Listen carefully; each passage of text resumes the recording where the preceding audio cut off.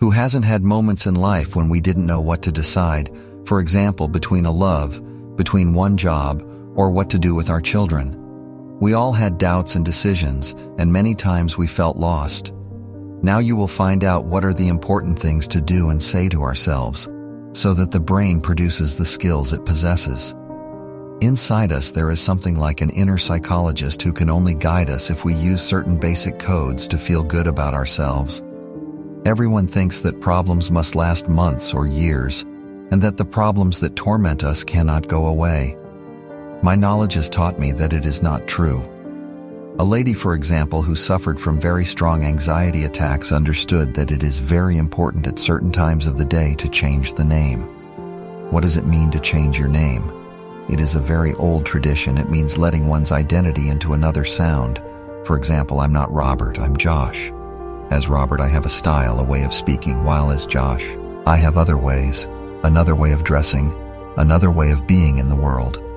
Children, for example, are masters of changing the name, and children often talk to an unknown friend. They are guided by an unknown friend. I think that if we learn to be with our unknown friend and learn to give each other another name, then the identity changes. Maybe like Ilari, you can't get out of a difficult relationship, but like Mary, without even knowing it, you put in place different mechanisms. You meet people, you talk to friends who show us the way. So what to do when a doubt comes in? When we just don't know what to do, in short, when we are lost? You have to learn the art of not deciding. I'm not as bad as I believe because I'm not deciding whether to leave or stay with my husband. This is an energy of the surface that appears to me, and I'm sick as my inner world is not expressing itself. Then away from the decision. So if it has to happen sooner or later, it happens spontaneously. So away from the pain of the problems, away from the fight, away from the conflict, and we give space to the imagination. Of what? Of natural codes. For example, I imagine the sunflower, which is my favorite plant. Then I imagine with my eyes closed, I walk in a place where there is a protective animal that accompanies me near me. In this way did the ancients. The ancients had a plant, a perfume, an animal that accompanied them. Absolutely never ever insist on what we identify as the problem.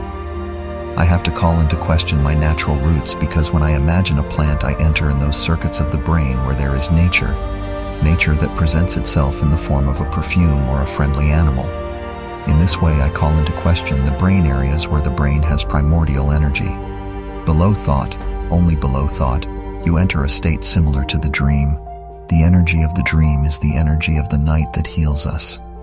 In bed, if we imagine a natural scene, it is as if we were telling the lady of the night or the kingdom of the night, take care of me. Take me in the middle of the sea. Take me to the mountains. Take me to the countryside.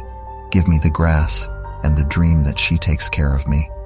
Taking care of yourself is not deciding, but it is relying on images, natural images that first of all and foremost are real drugs for the brain.